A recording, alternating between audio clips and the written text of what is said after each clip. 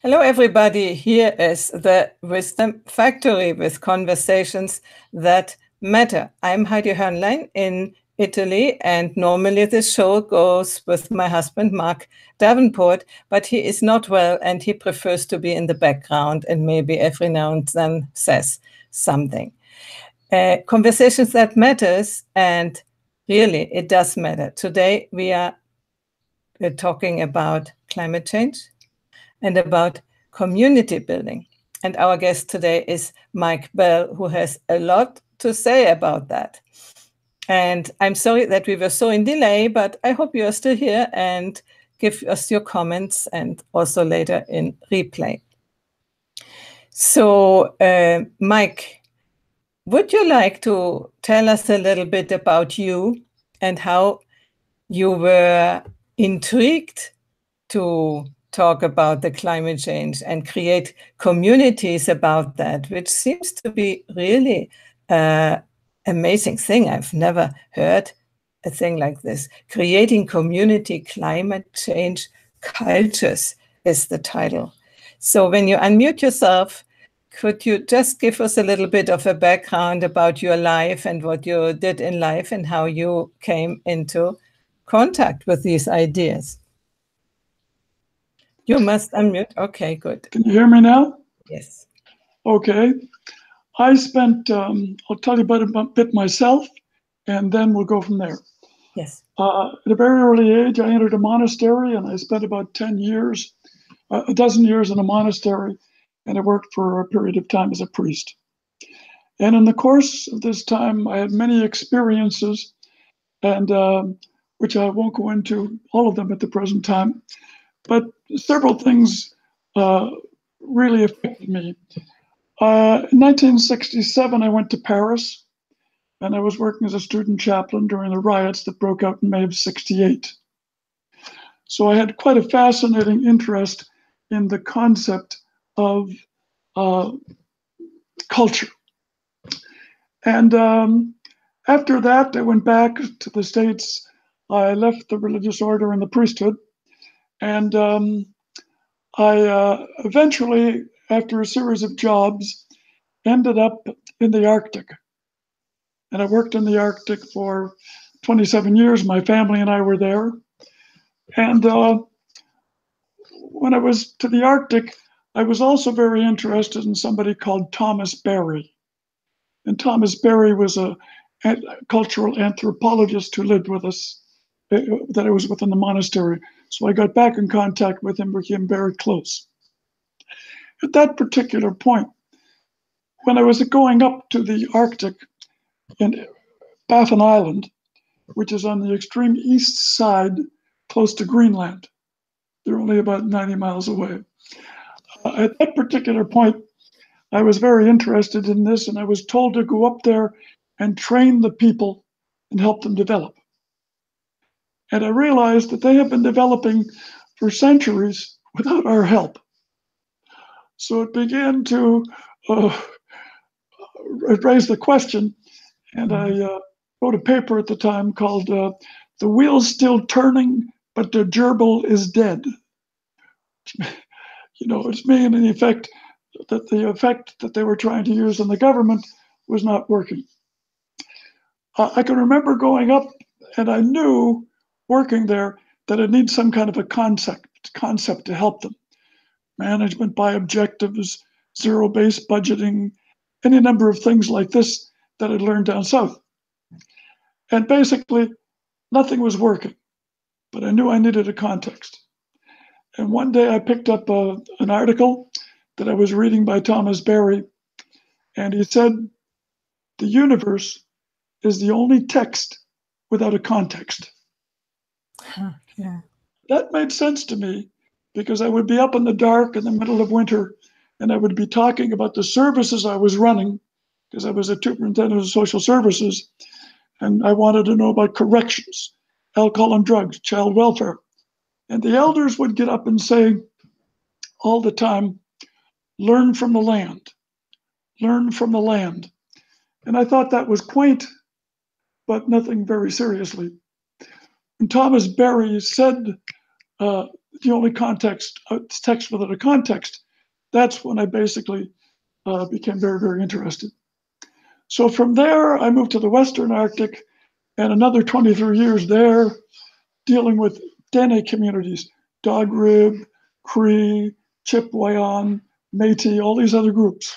There's 8 official languages over there. And finally, I don't know much about that. That's interesting. Well, it was a very interesting situation. So eventually, basically, I came to the Northwest Territories, and I was convinced because from Thomas Berry and Teilhard de Chardin and Brian Swim, these people, I really came to realize that we were in a totally different age. We have gone into the Anthropocene, and basically we're not very skilled at knowing how to deal with it. One thing that became clear, the thing we had to do is get beyond something like climate change and start talking about the systems that are doing it. Every time I go to a meeting and talk about climate change, they'd say, human environment. I said, no, I don't. I mean climate change.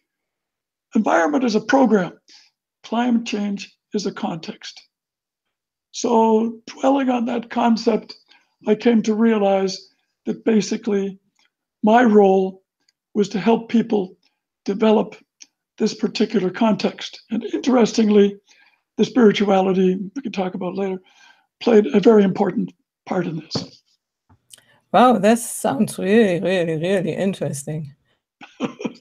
Yeah, because I'm aware that so many people sort of exaggerate this climate change fear as if tomorrow we all die, and the others don't even recognize that there is any climate change going on. And you can feel it.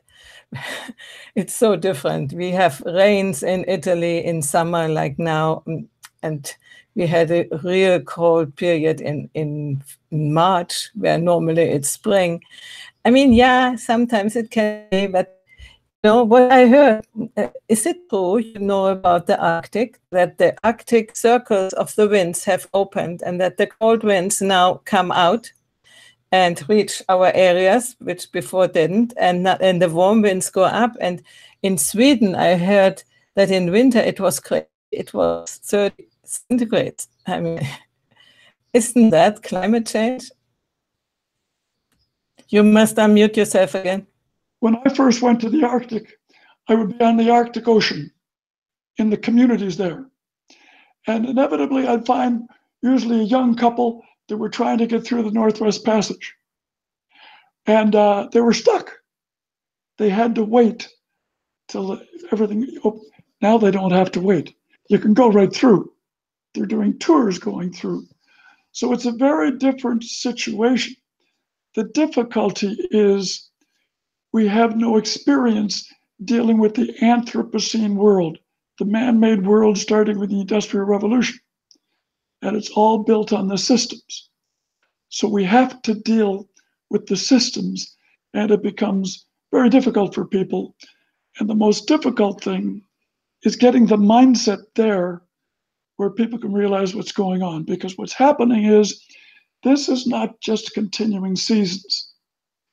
This is a series historically of irreversible transformations with the wiping out of species, the oceans, and all of these types of things. So we need a new approach for a new world. And it's after COP21, the whole situation where the nations got together, it's very clear it's not going to come down from the top. It's got to come up from the bottom. And the only way to do that is to begin thinking about creating cultures. Why? Because this is going to be with us for generations. And it's only passing on cultures to our children is going to make some sense. This is really, really interesting. So how are you doing that? You have understood that there needs a cultural change or a mindset change in the people, and this is transported by culture. So community building, what are you doing to create the culture? You must unmute yourself every time. Sorry. Can you hear me now? You hear me now? The first thing I came to realize is that people are not interested in science.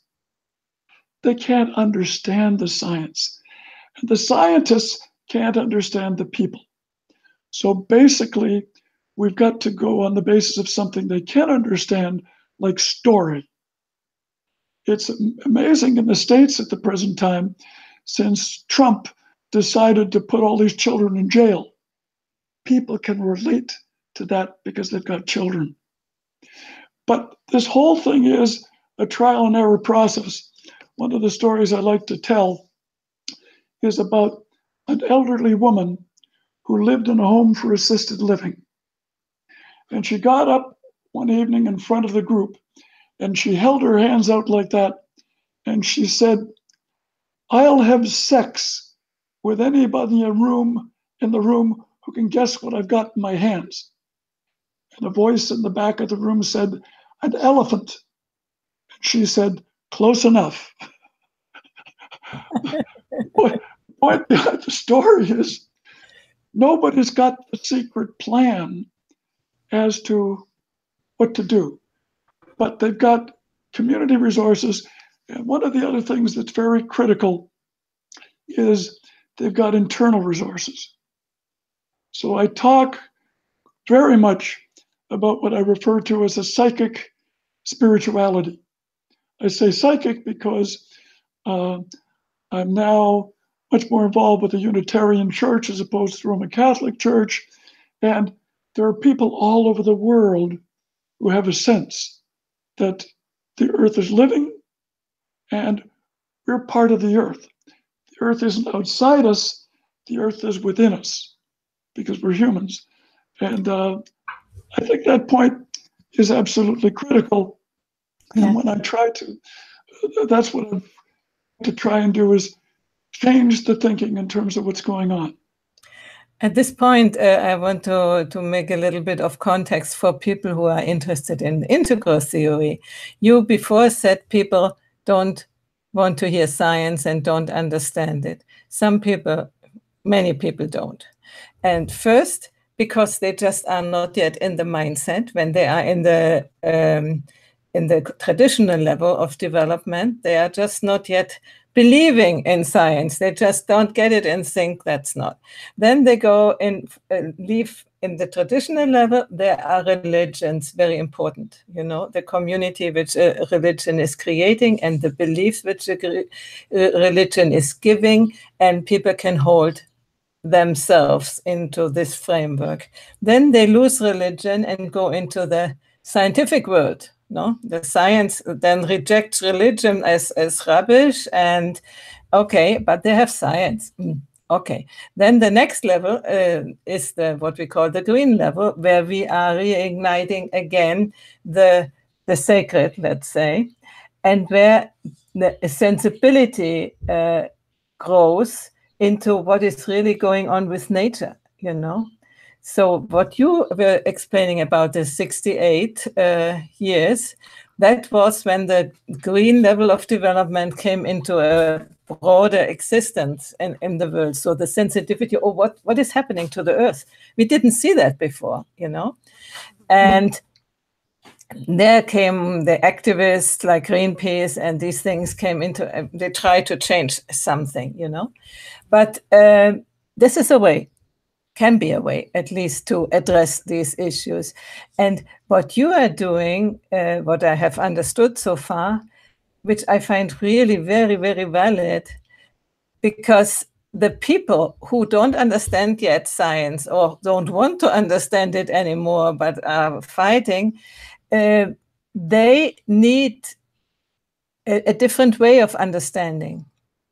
And Ken Wilber, who has created the Intercourse EoE, he said that the traditional worldview, where the religions are very important, they can do a big, big, big service to climate change, because it is clear God has created the earth not to destroy it, but to take care for it and to see that it's flourishing and that it is alive and that it is not killed.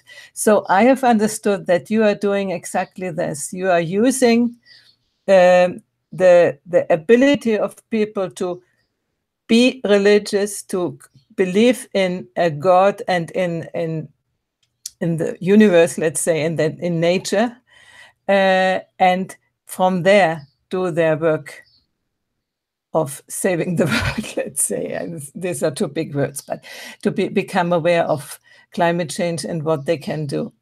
Is it so? Let me give you two stories that help how I came to understand things and why I think story is so important. When I got to the bathroom, I realized I didn't know anything about the Inuit or Eskimo culture. So I asked an elder one day, I've got to know something about the culture. And he was knowledgeable about our culture and his culture. And he told me the story of a woman, probably in Cape Dorset, but it's a story been told by other people in other cultures.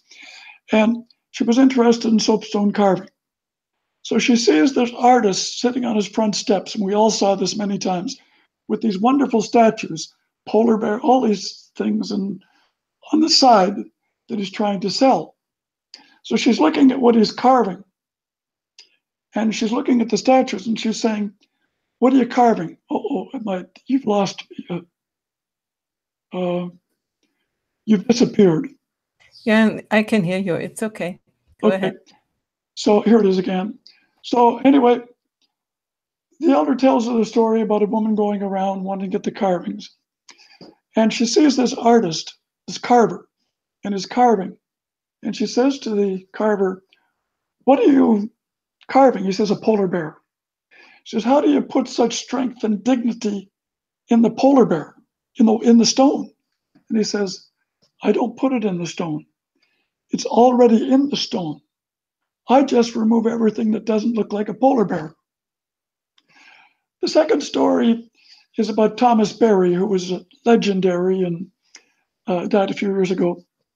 And one of the comments he made that got him into trouble on Earth Day that we celebrate in the United States is, what could the churches do about Earth Day?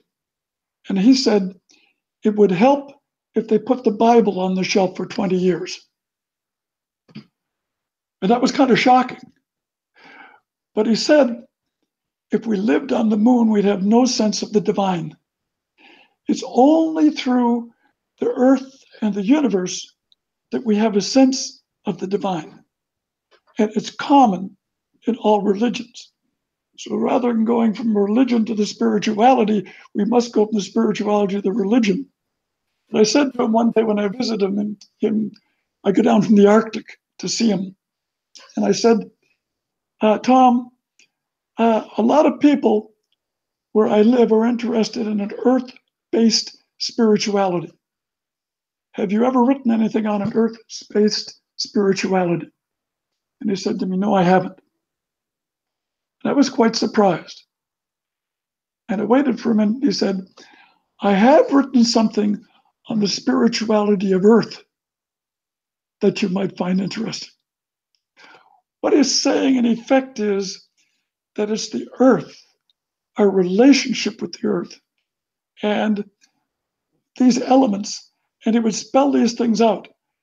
And he continued to emphasize the thing of story because he said, we've got a problem now. Because the old story that we've used is no longer working. But we're stuck, we're caught between two stories. So we're going from this seasonal world to a world of irreversible transformations. And we need the stories, and we need to be able to relate to people on the context of the stories. So it's the combination, and I see my role is helping with the thinking. I mean, I've spent much of my life as an activist in community development. That's what I was doing in the Arctic for 27 years. It's what I've continued to do down here. But I'm a a few months away from my 80th birthday. Wow. I think we have to all adjust to the realities that we're basically dealing with. So I've had to filter through and say, what can I do? And I was trained as a speaker and preacher, and that's not as easy now to do workshops. I've had some radiation problems, as you probably can tell. But basically, that's what I want to do. I find my role is helping to change thinking.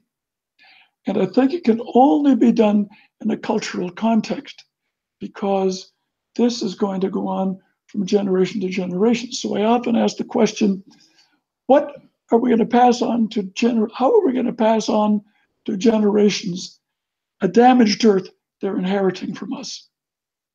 So that's basically what it's about.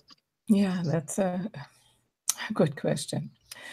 I was thinking about, isn't it always been that humans were relating to the earth very closely, and that only, let's say, in the time of, yeah, maybe religions, but there are many natural religions connected to the earth too.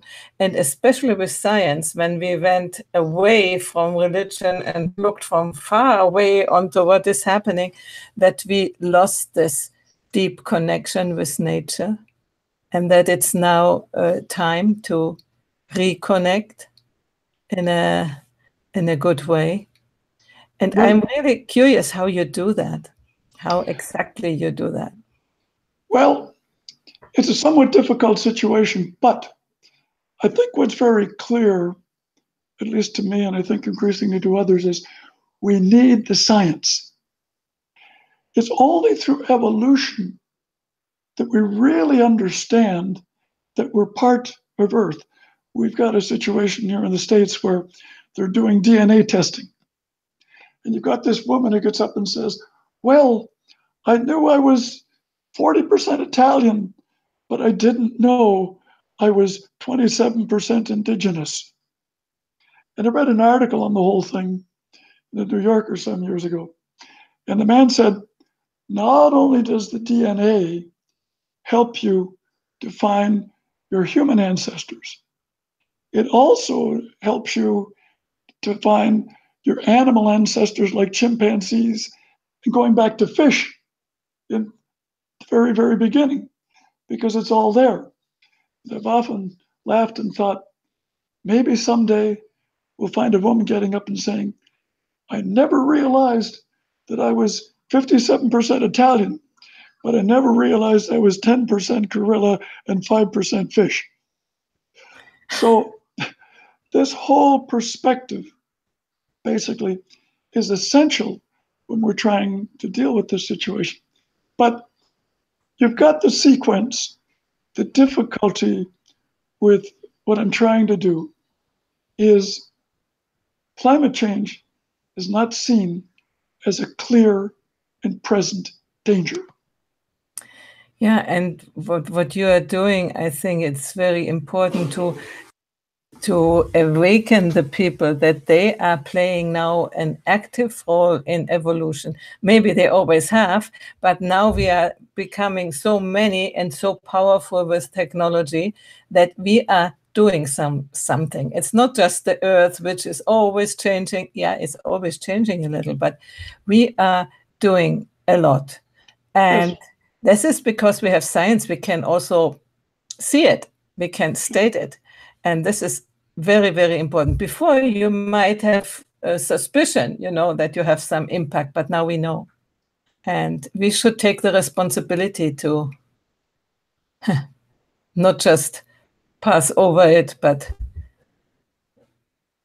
get it really deep into the heart and realize it. As you said, that we are 10% chimpanzees. In this case, we need to realize that we are 20% or 50% of pollutionists by all sorts of 10 cell phones in 5 years or whatever, plastic, which we throw away, That, I think it's very important, and I think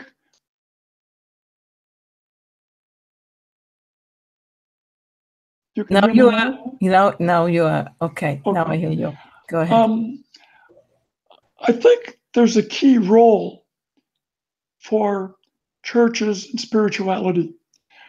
Laudato Si of Pope Francis was the first thing that we'd ever really seen in the Catholic Church.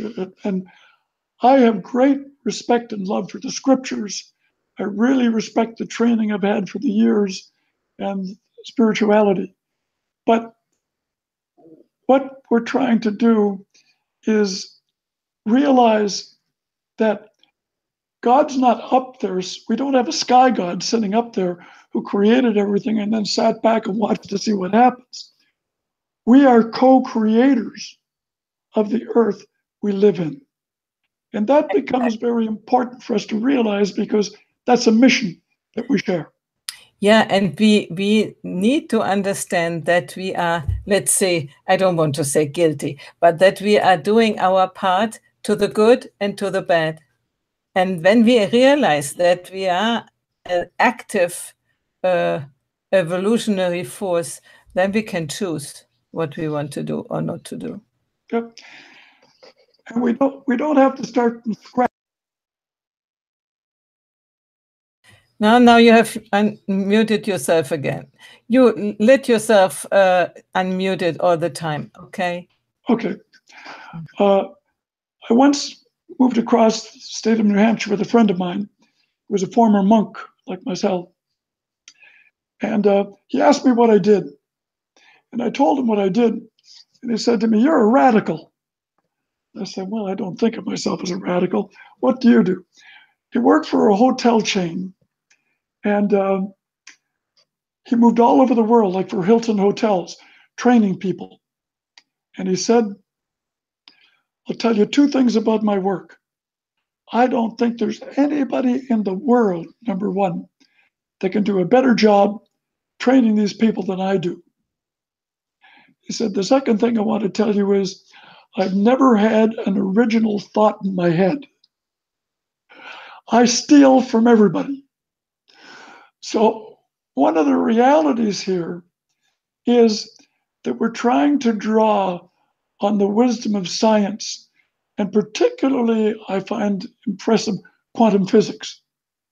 Now, I don't understand quantum physics, but I understand enough. I took a course in it, and the man gave the course at adult college, and he said, "Now look, I'm going to talk about quantum physics.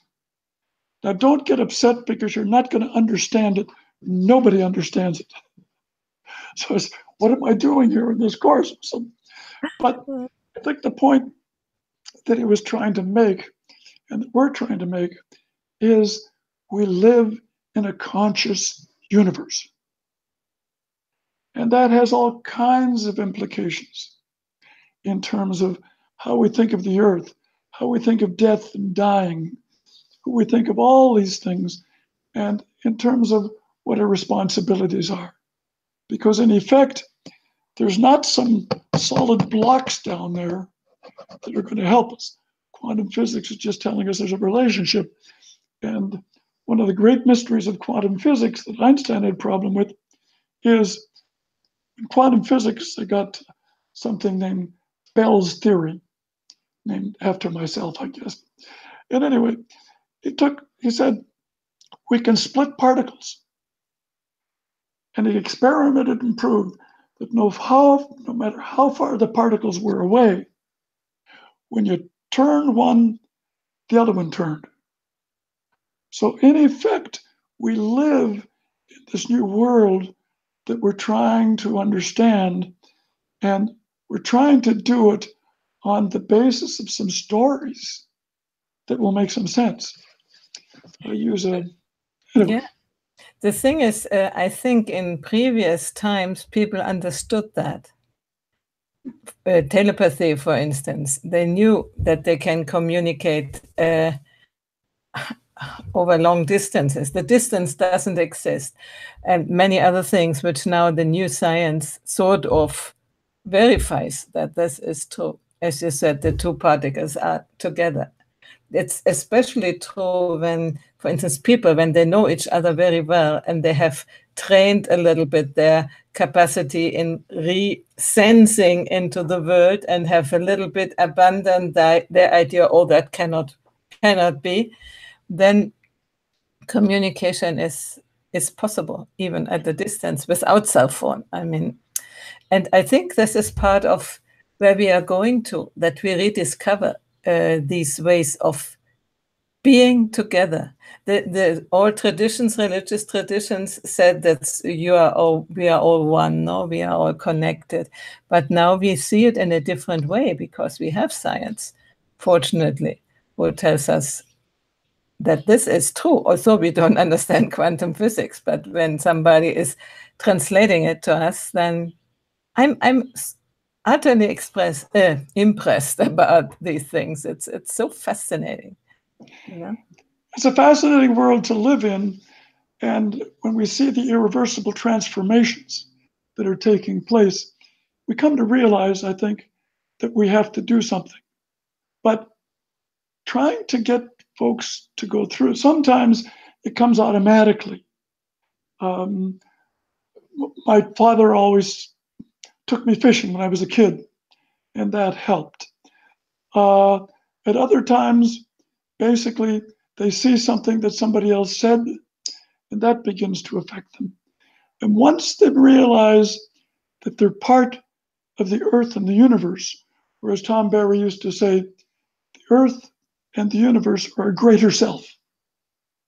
And once we realize that that is part of it, that it's not something out there, it's something basically in here. And the concept of a spirituality and an earth spirituality realizes that eventually we come to the question of what is my responsibility in this situation. Absolutely. And also, I understand that as these changes are so great, it's useless to think we can go backward. What we can do is forward and in a good way, and trying to avoid to work against the most horrible outcomes, which can certainly be. We are here calling ourselves the Wisdom Factory. We need to fabricate a little bit more wisdom in the world. I would agree. One of the problems with people who do what I do is they were referred to as doomers. We're always talking about doom, death and dying and doom. And I have this cartoon I love that it shows the Grim Reaper, you know, the signal of death with the thing. And he's knocking on a door of an apartment. The guy opens the door and he's got this horrified look on his face when he sees the Grim Reaper. And the Grim Reaper is holding him a note. And he says, no, don't freak out. This is just a save the date notice. I think that's the problem. If the doomers keep talking about nothing but doom, it seems to be a hopeless situation. And that's where the spiritual or the psychic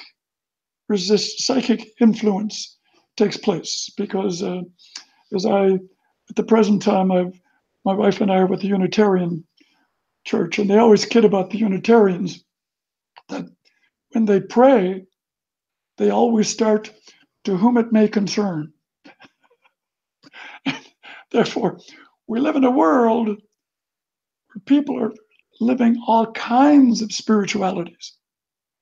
But inevitably, many of those spiritualities are rooted and based in the earth itself. And that's what I find helpful, because I just finished reading a book and we're getting into Taoist, we're getting into all kinds of other religious things. And as a friend of mine likes to say, when the churches are coming together and trying to find a common ground among their spiritualities, they have to understand that they're standing on it. And I think that becomes the classic situation. So it's quite a challenge for the church, and the major challenges for the systems. Yeah, and the systems have to develop and evolve too, because otherwise the risk is that religion and spirituality gets like thrown out with the bathwater, and we That's need right. spirituality, but only because the church has done many things which are not so good, then saying religion and spirituality, we don't need that. And many atheists think like that. But they have their own religion, only they don't realize it, their own God, Yeah, that's right.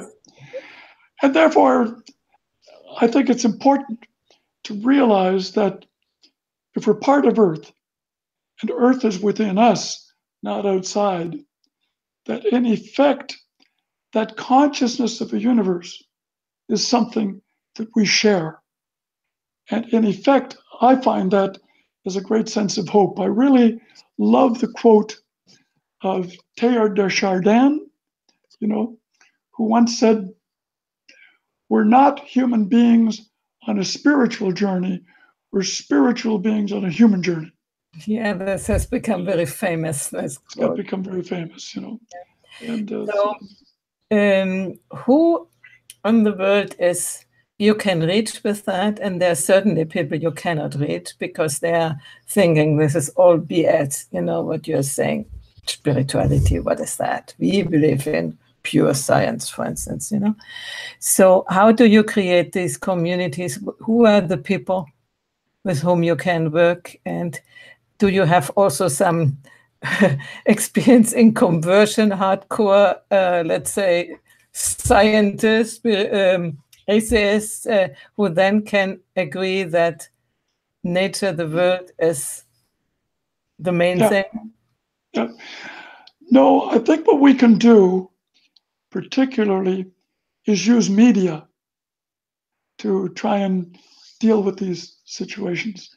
There's one man who wrote a book, Don't Even Think About Climate Change. Our brains are structured to forget not to deal with it. And he says, don't talk about polar bears. They've never seen a polar bear. He says, talk about things that people can basically understand. So what's happening is, to the extent that it's possible, we're becoming interpreters. And there's really a lot of people that are in this particular situation. And we just got to help them understand that we're going through a trial and error process. Basically, to tell a story, when I was in New York, I lived in New York. They let us go to the monastery once in a while, and some guys in New York, the monastery said, now look, we're going to downtown New York to see the Empire State Building. Just accept it as normal. And of course, the rest of us, they considered all the rest of us hicks. So we got out, and as they're going up to the subway, the guys are saying, wow, look at the size of those buildings. But anyway, one of the things is you're standing in front of the building, and you see this huge building, but you can only see the traffic going back and forth. Once you go up 101 stories, and you're at that level, you can see the different communities, the roadways, the networks, and this type of thing. We have to begin to think about systems in a different way. And if you need any lifetime example, take a look at what Trump's doing in the United States, because it's just disastrous. But trying to get people to think when I was a community organizer, it was saying, act locally, but think global. How did it go? Think globally, but act locally. Yeah, exactly. Now it's reversed. We've got to think, in particular in relationship to the systems. There was a person called Kate Raworth who's talking about a donut economy. And she says, it's Raworth. And she said, one of the points she makes is, how do we create a living economy that can exist within a living earth and universe? It's a very, very different concept, because she points out, as everybody does, going back to 1972 and the limits to growth, we're already beyond a number of the limits to growth. Absolutely. Yeah. So we've just got to start doing something. And to do that, it's very important to recognize three things that Tom Berry always stressed. Number one, individuation. We're individuals. We're unique. Each one of us is unique. Each species is unique. The second thing we've got to realize is self-organization. Systems and people organize themselves, and we want to make sure we don't get in the way of that. And the third thing we talked about is the need for community, because we can't do it alone. So my sense is we're at the beginning stage of many of these things that we're basically talking about. And with that, you are somehow in opposition to what I am hearing is going on in America, the group identity thing, that only the group is important and you are racist and you are, I don't know what, because you are white, you are already guilty and stuff like that. And individuation is a completely different way of seeing the world and of growing. Because without individuation, how can you grow? That's right. Exactly. It has been in our Western community, in our Western culture, the individuation has grown further, further, and further. And with the Enlightenment, it sort of came out really, really big. We have got then the other way, as we said before, that science has taken over the whole thing and threw out the baby with the bathwater. That was the negative part of it. But it could also have been the case that when a new level arrives, like the scientific rational level of consciousness, that we integrate what has been before. And unfortunately, we humans are not really very good in integrating. We only want to be better. And now we have finally what is right, and all the other things is rubbish, and and when you look back in your own life, how often did we think it? The same thing. And we don't think the same thing anymore what we thought when we were 20. So in our own life, we are an example how we developed our worldviews. I hope everybody.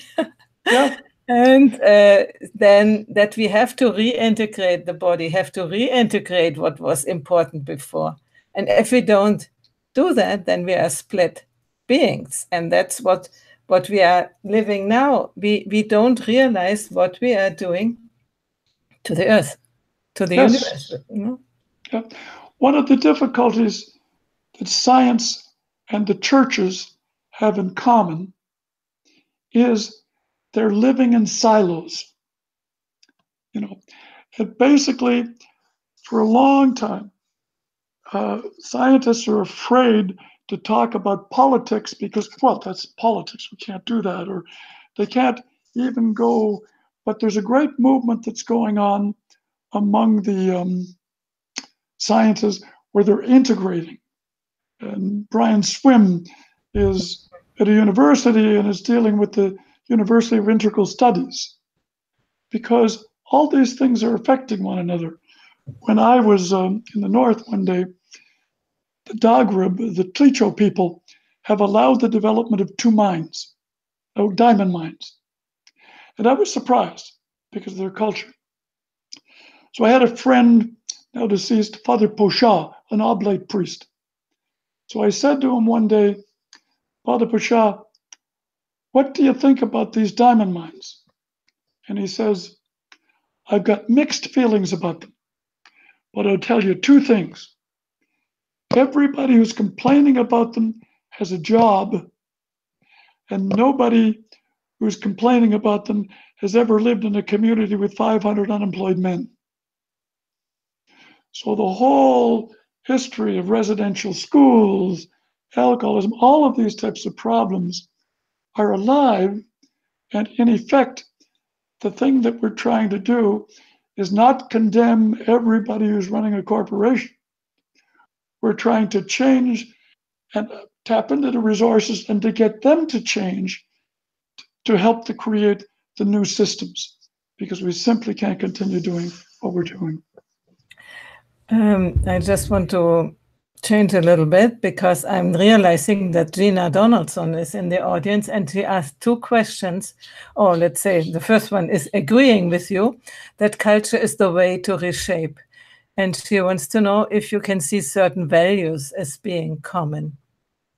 And then, yes, read it, the next one too. How do we redefine or discover the required culture? I think in terms of redefining the resultant culture, one of the basic starting points has to be redefining our relationship with Earth, because that's absolutely critical. As long as we consider Earth out there instead of in here, we're not going to be able to deal with this reality. I think the other thing is there are many aspects of cultures, even our own cultures, that are very beneficial in terms of dealing with what we're dealing with. For example, I think, to use an example, Trump ran into a problem recently by separating parents from children. And when he did this, basically, there was a wholehearted uproar. We start with what we have to work with, and we begin to think. Now, there's one more thing I want to make the point. We are so consumed with the systems that we have that we are all willy-nilly contributing to the damage to the earth.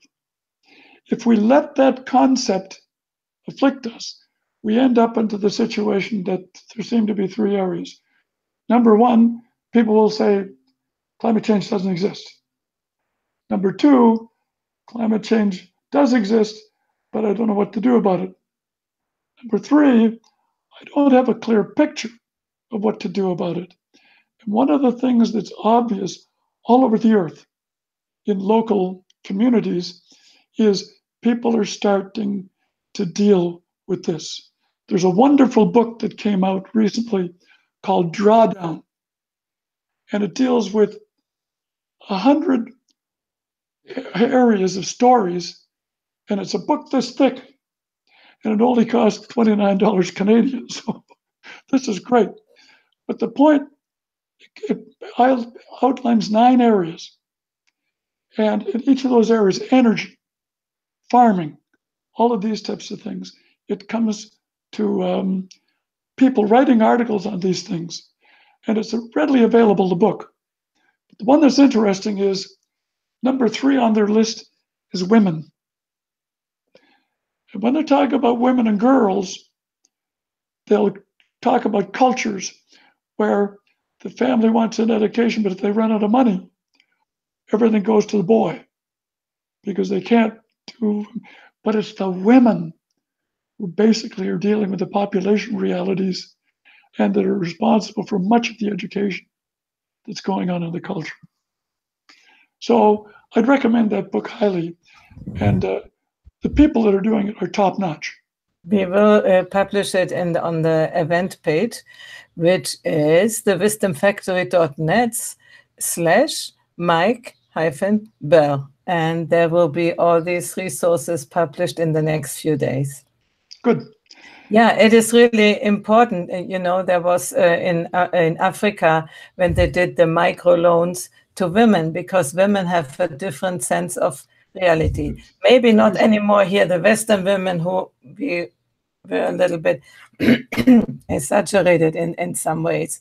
But we are talking more about the countries which are not yet on a developed level. And the development, I think, can come forth by women having a real sense of what is needed and how to get on in life. That is a great idea. I think the answer to the question is we start with what we've got and we start at the local community level. Because I always like to make the point, we don't elect politicians to give them power. We elect politicians to give us power. And here I want to come in our last session. I think it was the 7th of this month, 7th of June, 2018. We had John Bunzel and Nick Duffel, who have written a book, how to meet to resolve the world's biggest problems with simple, simultane politics. And they have this great, really great idea to give your vote to a person who is adhering to simple. Because the idea is that the politicians would do something if they could, but they can't, because when they implement something in their country and the other countries don't, then they lose competition, then they lose out. So the idea is that in a certain moment, with certain decisions, a sufficient amount of nations act in the same time with the same things. That means maybe everybody implements the emission rates, Yep. but all at the same time, so that nobody can still put the dirt into the air and produces things at less costs. Yes. And for me, I really invite you to check that out, the simple solution. It is also on our website. And this is a brilliant idea. And they need people to adhere to this idea and then talk to their deputies, their local deputies, and tell them, I will vote for you. If you are on the right or on the left or up or down, that party is not important. I will vote for you if you, at the moment, when this moment comes, will give your voice to the global solution. And so the parties would also sort of lose their importance, because Yes. we vote for those people who have promised that they will do it. And you, as a small person, have the possibility to ask them, did you do something in this direction, and so on. And he is doing it from the UK, and they have already quite a few members in parliament who have subscribed to that. Also in Germany, some, and they are looking for volunteers to bring this concept ahead in other countries. Because at the end, it's only very few people needed to do the work. Many to adhere to it, and to every now and then write a letter to the deputies and say, I will wait for you if, but that's all. They don't have to do so much, you know? Yeah. That would be an idea. Good. The simple solution in the wisdomfactory.net. Right. Check it out. So, coming back. Pardon? Thank you very much. Yeah. I appreciated this. Yeah, thank you. And I would invite you to end with another nice story of yours. End with another nice story of mine. I'm trying to think of one. If not, end with something else. Give a mission statement. What would you invite people to do? Yep. Well, I'll tell you a story, and it's an indication that we all have our skills, but we have to be very careful how we use them. This apparently is a true story from the French Revolution. And at the French Revolution, they were having the guillotine, and there were three men. There was a gambler, there was a priest, and there was an engineer. And the first one up was the gambler. And they said to him, do you want your head down or do you want your head up? And he said, I want my head down because I never see what's coming. I'm a gambler. That's the way I'd like to see it. The second one, so they try it, and it doesn't work. The thing, so they let him go. The second one is the priest. So they lay the priest down with his neck, said, head up or head down. He says, well, head up, I'm going to heaven. So I'd like to see what's going on up there. They pull it, doesn't work. So they let him go. Finally, they come to the engineer and they say to the engineer, do you want head up or head down? He says, I want head up because I'm an engineer and I'm really interested in what makes things work and what's going on. And he looks up and he said, now I see what's wrong with that thing. In all due respect to engineers, there is a difficulty that we must be aware of.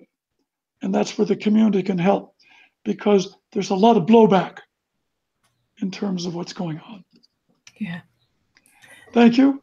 Thank you so much for this message. And I invite everybody to check out what you're doing. How can they reach you? How can they reach me? We've got, it's Comox Valley Climate Change Network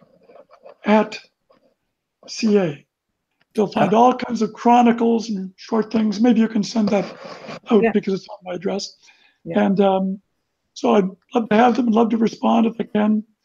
And I hope your husband's feeling better. Yeah, I hope so too. At the moment, it doesn't look too bad. Anyway, thank you. And thank you very much. See you next time. I really appreciate it. Watching now and will watch in the future, please check out all the things Mike is doing and the things we are doing. And come back. Thank you. Bye-bye. Bye-bye.